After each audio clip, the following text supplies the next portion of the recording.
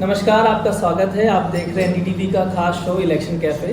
आज हमारे साथ बातचीत करने के लिए वरिष्ठ पत्रकार और हमारे एडिटर संकेत जी हैं। संकेत, बहुत बहुत स्वागत है आपका। ये लोगों की नज़रों में हमारा मोल बढ़ाने का जो आपने प्रयास किया है इसकी जरूरत नहीं थी। आज वैसे रेट्रो का दिन था, जिसे मैंने बताया था वहाँ एनडीटीवी में। तो ये रेट्रो ही है, ये कौन बोलेगा इसको? और क्या, बिल्कुल कुर्ता है, बंडी है, ये सब रेट्रो ही तो है। हम तो घड़ी भी रेट्रो पहनते हैं, 80 साल पुरानी, ये देखिए। चलिए आज बातचीत करते हैं। हम ओबीसी पे बात करने वाली। ओबीसी की काफी बात हो रही है। एक कहा जाता है ना, एक जाति है कि जो जाति नहीं है, वो अभी तक भी चला आ रहा है। हम चुनाव भले चंद्रयान पहुंच गया है, चंद्रयान चंद्रमा पर, लेकिन अभी भी पॉलिटिक्स में ओबीसी है, एससी है और एसटी है, और उसी हिसाब से वोट होता है। तो संकेत जी, आज मध्य प्रदेश में काफ़ी रैलियां हुई, बाकी प्रदेशों में हो ही रही हैं। बीजेपी का नया निकला है जो ओबीसी की बात हो रही काफ़ी प्रदेशों में, और मोदी जी भी काफ़ी भाषणों में खुलकर ओबीसी की बात बोल रहे हैं, जो पहले खुद वो ओबीसी से आते हैं और उन्होंने बातों भी कही हैं। आपको लगता है कि अब जो चुनाव होने वाला है, जो हो रहा है और होने वाला, आगे वाला लोकसभा की भी बात करें, ओबीसी पे केंद्रित रहेगा या कुछ चेंज होगा? बिल्कुल रहेगा, और उसका कारण ये है कि भारतीय राजनीति में हर कोई ओबीसी का महत्व जानता है। और इसी वजह से मैं तो ये कहूंगा कि जो भी पार्टी सत्ता में रहती है ना, वो इसको लेकर के कोई भी गणित के माध्यम से बचती है। गणित का मेरा मतलब ये हुआ कि किसी गणना में अगर ये आ जाए कि कितनी आबादी है, क्योंकि जब आबादी निकल करके सामने आएगी, अगर आप एस्टिमेट्स देखें, चाहे तो मंडल कमीशन का एस्टिमेट देखें या उससे अलावा भी जो एस्टिमेट्स दे रहे हैं, उसमें हमेशा आप ये पाएंगे कि ओबीसी आबादी इतनी ज्यादा है और उसके अनुपात में उनको जो हक मिलना चाहिए वो पूरी इंडियन पॉलिटिक्स को बदल के और पलट के रख देगा। हालांकि जब भी कोई सत्ता में आना चाहता है, जब विपक्ष में होता है, तो वो राजनीति ओबीसी की करता है, लेकिन हर कोई अनऑफिशियली करना चाहता है। आधिकारिक रूप से कास्ट सेंसस ला करके लोग बचते हैं करने से। ये मैं क्यों कह रहा हूं, और ये सिर्फ बीजेपी तक सीमित नहीं है। जब यूपीए की सरकार थी और जब 2011 का सेंसस लेट से हुआ था, लेकिन हुआ था, तो उसमें ये गणना हुई थी, लेकिन डेटा रिलीज नहीं हुआ। और इस बार की भी जो सरकार है वो ये कहती है कि नहीं, हम वो डेटा रिलीज नहीं करेंगे क्योंकि उस डेटा में अनियमितताएं हैं, गलत है वो डेटा, और उसको लेकर के भी राजनीति होती है। वो इसलिए क्योंकि वो अपने आप में एक अनकंफर्टेबल ट्रूथ प्रस्तुत करेगा, जिससे हो सकता है कि राजनीति की लाइन और लेंथ, दशा और दिशा, थोड़ी सी अलाइनमेंट बिगड़ जाए। इसी वजह से उस पर राजनीति होती है, और सत्ता में आते ही लोग थोड़ा सा घबराते हैं, सब कुछ आते हैं। अच्छा, प्रधानमंत्री जी अभी जब छत्तीसगढ़ गए थे, और चाहे एमपी में भी बात करते, क्योंकि एमपी में सबसे ज्यादा दलित हैं, वो बोलते हैं कि हमने पहली महिला राष्ट्रपति, आदिवासी महिला राष्ट्रपति बनाया। फिर वो तेलंगाना जाते हैं तो वहाँ बोलते हैं कि हम ओबीसी सीएम बनाएंगे। मध्य प्रदेश में खुद ओबीसी सीएम शिवराज सिंह चौहान भी हैं। अब जो कास्ट बेस्ड चीजें हैं, अब आप मुद्दों को लेकर बात नहीं कर रहे हैं, क्या ये भी मतलब है कि क्योंकि अभी की जो विधानसभा चुनाव जहाँ पे हो रहे हैं, वहाँ पे बीजेपी के कुछ राज्यों में पोजीशन थोड़ी सी खराब है, सिर्फ एक राज्य को छोड़ दिया जाए, जो कि राजस्थान में, जहाँ पे कहा जाता है कि हर 5 साल पे पार्टियां बदलती हैं। तो क्या चुनाव जीतने की कोशिश में कास्ट आ जा रहा है, विकास नहीं है कि विकास की बात कम हो रही है, कास्ट की ज्यादा बात हो रही है? मेरे एक दोस्त ने इसको एक बहुत सही तरीके से बोला था।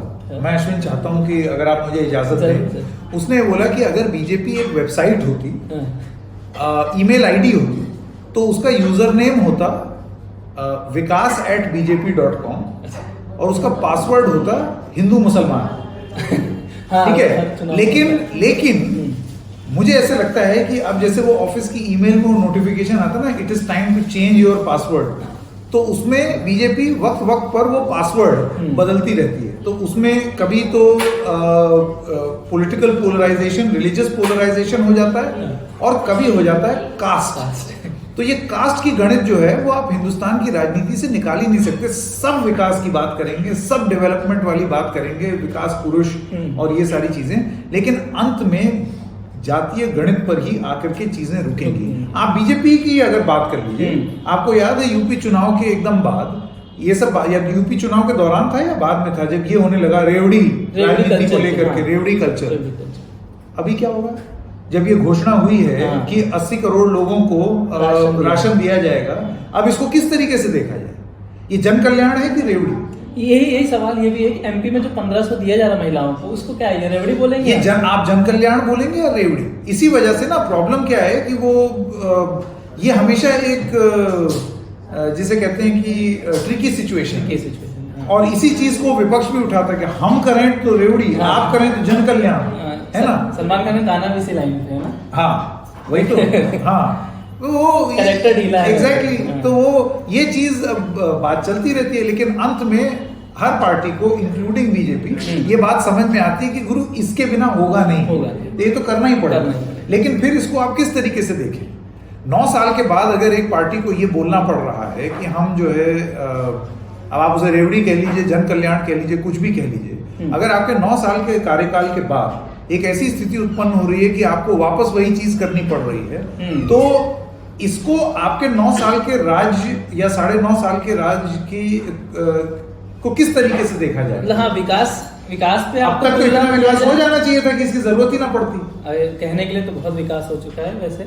चलिए अब बात करते हैं कि अभी ओबीसी को लेकर जब कांग्रेस खासा इस पे आक्रमण है, उसी तरीके से बताया जा रहा है कि जो बीजेपी की एक मीटिंग भी हुई है उसमें शायद डिस्कस भी हुआ है कि अब का ओबीसी का जवाब ओबीसी से सर्वे के जरिए दिया। हाँ, तो देखो वो जैसे अभी हम कह रहे थे ना, यूजर नेम विकास, हाँ, और पासवर्ड बदलता रहता है। हाँ, वो पासवर्ड अब बदलने का टाइम हो गया, time to change your password. क्योंकि वही अमित शाह हैं जो 3 महीने पहले तक कास्ट सेंसस पे कुछ चुप रहते थे। अब वो जब नहीं, मैं आपको बताता हूँ बीजेपी क्या कह रही थी कास्ट सेंसस पे। उनका ये कहना था कि योगी आदित्यनाथ का बयान है कि हम तो जोड़ना चाहते हैं, ये विभाजित करना चाहते हैं। बीजेपी के आधिकारिक बयान आए हैं, इसमें बीजेपी ये कहती थी कि ये कास्ट सेंसस लेकर के ये हिंदुओं को विभाजित करना चाहते हैं, हम हिंदुओं को विभाजित नहीं करना चाहते हैं। आज अब आप भी ओबीसी राग पकड़ने लगे, तो देश राग या राग भैरवी की तरह ये जो राग ओबीसी पकड़ा है, ये बीजेपी को भी समझ में आ गया कि इसके बिना होगा नहीं, और इससे कई मायने निकाले जाने चाहिए। एक पहला मायना कि पहले तो आपने ऑफेंसिव ट्राई किया, ठीक है, कि ये तोड़ना चाहते हैं वो। अब ये मान जाना, इसके मायने ये भी निकाले जा सकते हैं कि आपको भी समझ में आ रहा है कि ये पॉसिबली डेंट मार सकता है विपक्ष। हालांकि विपक्ष खुद अभी संगठित नहीं है। इंडिया गठबंधन की मुंबई की मीटिंग के बाद से वो कहाँ चले गए, हुर्र हो गए, अभी कुछ पता ही नहीं है इंडिया गठबंधन कहाँ है। लेकिन 3 दिसंबर को, 3 को है कि 2 को है नतीजा?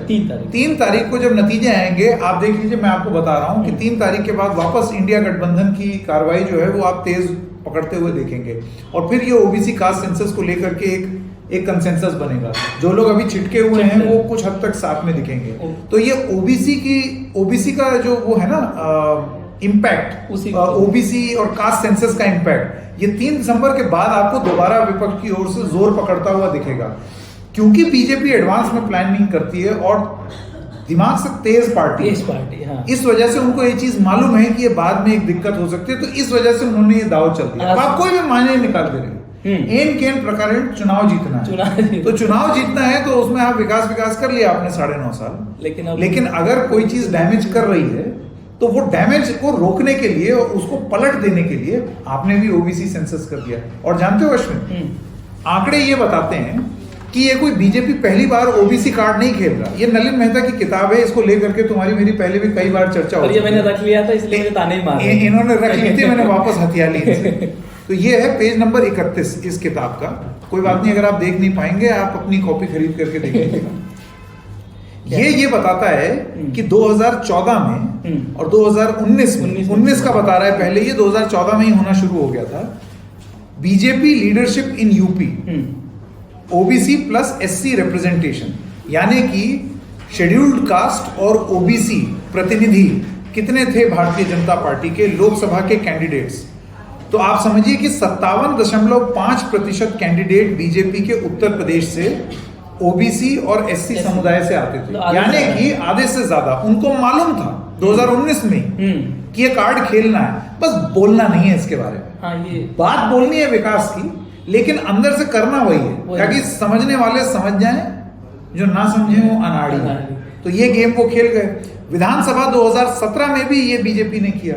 एससी और ओबीसी का जो प्रतिनिधित्व था वो 52.8% था, यानी कि ये अंक गणित बीजेपी ने 2017 विधानसभा में भी खेली, जहां पर वो बम्पर स्कोर आया बीजेपी का 300 पहली बार। ठीक है, अब यूपी बीजेपी ऑफिस बियरर्स अगर आप देखें तो 50% जो हैं वो ओबीसी और एससी समुदाय के हैं।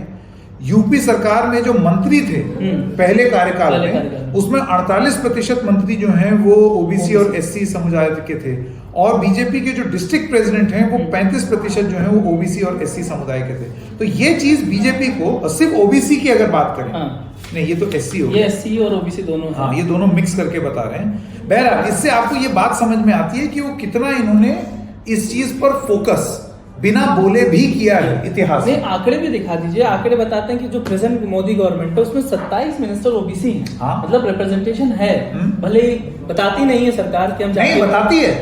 मुझे याद है 2021 में जब कैबिनेट रिशफल हुआ था अश्विन, हाँ। तो उस समय एक फर्रा आया था, एक पर्ची आई थी सरकार की तरफ से गवर्नमेंट सोर्सेज बोल करके, जिसमें यह बताया गया था कि इतने % मंत्री इस समुदाय के, इतने महिलाएं, वो पूरा ब्रेकअप दिया था ताकि पत्रकारों को आसानी से समझ में आए और वो जनता तक ये बात फैला सकें या बता सकें या इसका प्रचार या प्रसार कर सकें कि बीजेपी में देखो हम लोग ओबीसी पर कितना ध्यान देते हैं, दलित शोषित वंचित को कितना ध्यान देते हैं। और मैं नहीं मानता ये गलत भी है, ठीक है ये मैसेजिंग, लेकिन फिर आप ये पलट के मत बोलिए कि हम तो ये गेम खेलते ही नहीं, हम तो पूरे देश को जाति वाला गेम नहीं, हमारा विकास का गेम। हमारा जब आप राजनीति में हैं तो आप उसके जितने दाव पेंच हैं वो सब खेलते हैं। वो आपकी पर्ची बता देती है कि आप क्या खेलते हैं, जो आप भी लेके बैठे हैं।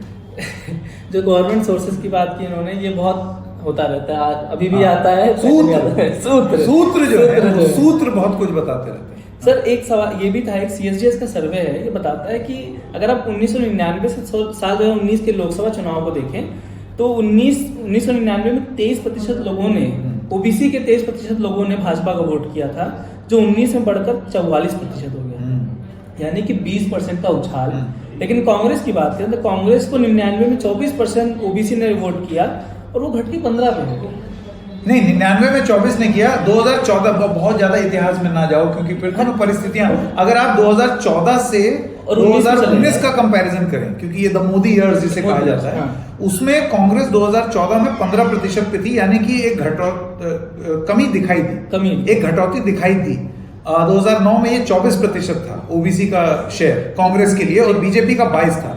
2014 में बीजेपी 34 पे चली गई, कांग्रेस 15 पे रह गई। कांग्रेस ने अपना 15 रिटेन किया, जो कि अच्छी बात नहीं है, आप अभी भी डेफिसिट में कम है। हाँ, लेकिन बीजेपी 34 से 44 पे चली गई, यानी कि उनका, आप सोच रहे हैं, उनका कंसोलिडेशन ओबीसी का इतना ज्यादा हाई था। इसीलिए विपक्ष को ये गेम समझ में आ गया कि भैया हमारी पूरी राजनीति ओबीसी वाली, तो बीजेपी खाए जा रही है। कहाँ 22 पे थे 2009 में, 34 पे पहुंचे और 44 पे पहुंच गए। इस रेट पे चलते रहे तो हो सकता है 2024 में 50% पार कर जाएं, तो इसको रोको, कंट्रोल करो। इसलिए राग छेड़ा कास्ट सेंसस का। तो जब वो राग छेड़ा तो उस पर भारतीय जनता पार्टी को ये मालूम है, या तो हम बैठ करके तमाशा देखें या फिर हम भी पलटवार करें। और हम तो पलटवार कर ही रहे थे, जो हमने आपको दिखा दिया। कोई धीरे से जो ओबीसी कार्ड खेलने वाली बात है, वो बीजेपी गंभीरता से उसको पहले भी ले रही थी, लेकिन अब सिर्फ फिक्र नहीं करनी है, अब उस फिक्र का जिक्र भी करना है। अब ओपन होकर करना है। हाँ, तो ओपन में करना है, खुले में करना है। एक बात आप मुझे ये बताइए, देख आपने फिगर्स भी बताए, आपने देखा कि कितनी अच्छी बढ़ोतरी हुई अगर वोटों के मामले में किया जाए भाजपा के। क्या ये सिर्फ मोदी क्योंकि ओबीसी से आते हैं इसलिए हुआ, या मोदी फैक्टर था इसलिए हुआ? दूसरी बात ये कि 14 से 19 में 10% का उछाल आया, 14 में से 19 तक तो बहुत विकास हुआ देश का। तो क्या लोगों ने, ओबीसी लोगों ने सिर्फ विकास देखा या SC ST लोगों ने नहीं देख पाए?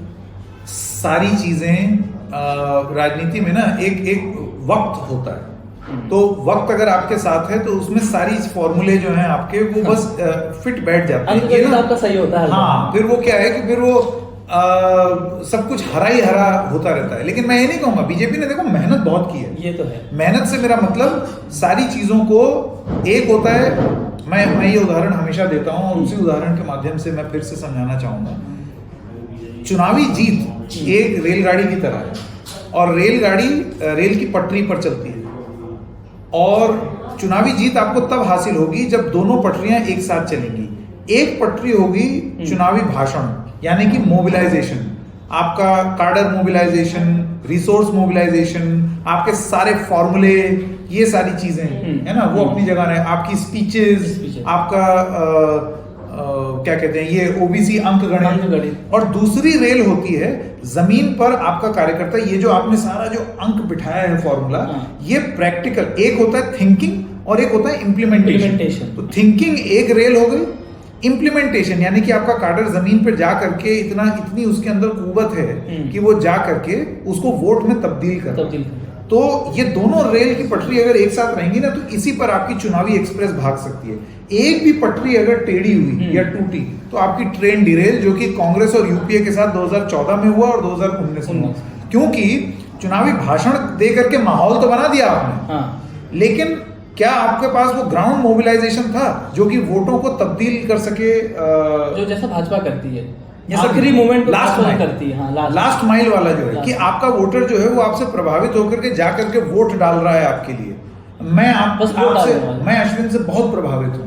मैं अश्विन को बोल रहा हूँ, शाबाश अश्विन, गजब काम कर रहे हो, लेकिन फिर मैं उसके बाद भूल जाऊँ, इंक्रीमेंट की बात है। हाँ, इंक्रीमेंट के वक्त मैं उधर मुंह करने लगूँ तो अश्विन यही सोचे कि नहीं तो मेरी बड़ी बड़ाई कर रहे थे, हैं मेरा सैलरी तो बड़ी है ना। तो ये वही चीज है कांग्रेस पार्टी के साथ, और बीजेपी ये गेम बहुत अच्छे से खेलती है। हमारा इंक्रीमेंट मतलब उनका वोट, समझ लीजिए। हाँ, ये आप समझ लीजिए, सीधी सी बात है। तो ये गेम कौन अच्छे से खेलेगा और ये ओबीसी इंक्रीमेंट ये किसको मिलेगा, यही जद्दोजहद चल रही है। सर एक आखिरी बस बात कर लेते हैं कि जो चुनावी राज्य हैं तेलंगाना, मध्य प्रदेश, छत्तीसगढ़ और राजस्थान, वहां पर ओबीसी ने कैसे पिछले चुनाव में वोट किया था। तो तेलंगाना में 50% ओबीसी ने बीआरएस को वोट दिया और 25% ने कांग्रेस को। मध्य प्रदेश में 40% ओबीसी ने वोट दिया और बीजेपी को 48% ने। छत्तीसगढ़ में 42-42 था और राजस्थान में 36 और 40 था। यानी कि दो राज्य हैं, मध्य प्रदेश और राजस्थान, जहां पर ओबीसी जो है वो हमेशा इनके साथ ज्यादा रहा। और ये कारण भी है कि आप देख लीजिए, वोटों का परसेंटेज मात्र 8% का एमपी में फर्क था, यहाँ पे 1% का, लेकिन सीटों में हम लंबा डिफरेंस देखते हैं। जो ओबीसी इंटैक्ट है एमपी में और राजस्थान में बीजेपी के साथ, उसके लिए क्या लोकल नेता जैसे शिवराज सिंह चौहान जिम्मेदार माने जाएंगे या उनका इन्फ्लुएंस माना जाएगा? नहीं, समझा नहीं, एक बार फिर से बताना। जो ओबीसी इंटैक्ट है, हाँ, बीजेपी के साथ 48% है, हाँ, एमपी में, हाँ, जबकि लहर चली थी, जबकि भाजपा कांग्रेस 15 साल बाद वापसी की, हाँ, मात्र मतलब 10 सीटें ही ज्यादा पाई, लेकिन वापसी की, लेकिन वहां पे उसका 48% ओबीसी ने वोट दिया। ये विधानसभा है, विधानसभा। और छत्तीसगढ़ में 42%, हाँ, बराबर हो गया। राजस्थान में आप देखिए 40% करती, जबकि कांग्रेस की सरकार फिर भी वो जीते। देखिए कई फैक्टर हैं, और यहाँ पर आपको ये मानना पड़ेगा कि जो मोदी और बीजेपी का जमीनी ओबीसी मोबिलाइजेशन, जो कि स्पीच से आगे जाकर के उन्होंने किया अपनी पार्टी में, जैसे कि हमने अभी एक उदाहरण दिया कि किस तरीके से आपने अपने संगठन तक इस संदेश को पहुंचाया हुआ है, बिना इस बात को बहुत ही प्रखर रूप से बोले। आपने नीचे नीचे वो काम कर दिया। ऊपर आप कुछ और बात बोल रहे हैं, लेकिन नीचे नीचे आपने एक काम किया हुआ है। जैसे बीजेपी जो है ना, बहुत ही शातिर वर्ड तो गलत होगा, लेकिन बहुत ही सूझबूझ और समझदारी से, वो सिर्फ जो ना लफाजी नहीं है, सिर्फ ऐसा नहीं है कि मतलब वो एक चुनावी जुमला आपने फेंका, जो कि वो फेंकते हैं उसमें भी अव्वल है उसमें, तो वो तो एक पटरी है। लेकिन ये जो दूसरी पटरी की हम बात कर रहे थे ना, वो काम भी बीजेपी ने बहुत जबरदस्त रूप से किया हुआ है। और ओबीसी इंप्लीमेंटेशन ग्राउंड पर कैंडिडेट सिलेक्शन हो जाए, या फिर आपका कैंडिडेट सिलेक्शन तो एक हुआ, उसके बाद अपनी संस्था में उनको रिप्रेजेंटेशन, तो ये सारी चीजें फिर आपको वोट परसेंटेज में दिखती। मतलब ये भाजपा साइलेंट किलर है एक तरीके से। साइलेंट तो नहीं है, लेकिन हाँ किलर है। लेकिन जैसे तमाम फैक्टर एक साथ जुड़ जाते हैं उनके। जैसे बोला, जैसे पहले संकेत जी ने बोला कि दिन अच्छे हो तो फिर आप नहीं, पर देखो, मैंने to give them their due, मैं बार बार ये चीज रिपीट कर रहा हूँ भाई, अगर वो चुनावी रणनीति अच्छे से बना रहा है, बहुत सारी चीजें उनकी आलोचना भी होनी चाहिए, जो वाजिब है, होनी चाहिए, लेकिन जो अब वो कस के चुनाव लड़ते हैं, पूरी ताकत के साथ लड़ते हैं और दमखम से लड़ते हैं, शोर शराबे के साथ भी करते हैं, और उसके बाद वो ग्राउंड पे जो साल भर काम करना है वो भी करते हैं। अपने संस्था को भी उन्होंने मजबूती से एक संस्था ऑर्गेनाइजेशन बनाई हुई है, लचर हालत में नहीं है बीजेपी का संगठन मजबूत बना हुआ है, इसी वजह से वो वोट में तब्दील होता है। तो वो गिरते गिरते भी बहुत ज्यादा नहीं गिरते, और जब जीत होती है तो आप देखिए कि मतलब बहुत ही तगड़ी जीत आपको वो उछाल देखने को मिलती है। तो ये बहुत सारे फैक्टर्स हैं जो एक साथ आते हैं बीजेपी। तो कहा जाता है कि भाजपा ने भारतीय राजनीति में चुनाव लड़ना कैसे ये सिखाया सभी पार्टियों को, उसका श्रेय उसको मिलना चाहिए, भले वो गलत सेंस में भी हो सकता है और सही सेंस में भी हो सकता है। आज की बातचीत आपने ओबीसी पे सुनी, यही फायदा होता है कि जब इतना बड़ा एक्सपीरियंस आदमी आपके साथ बैठे हैं ना, जिसके पास इतना नॉलेज हो, टांग खींच रहा है। नहीं ये इतना नॉलेजेबल तभी हो पाएगा जब आपके पास एक्सपीरियंस हो ग्राउंड का, स्टूडियो को और पॉलिटिक्स को समझने का। खैर बता दूं, बीजेपी कवर करते थे पहले सर भी तो सब जानते हैं। मैंने कांग्रेस भी कवर किया, सपा भी कवर की है, सारी पार्टियां कवर की हैं। 21 साल में सब कुछ लपेट दिया। चलिए, तो आज की बातचीत बस इतना ही। कल मिलते हैं किसी और विषय के साथ, किसी और मेहमान के साथ। तब तक के लिए बहुत बहुत धन्यवाद।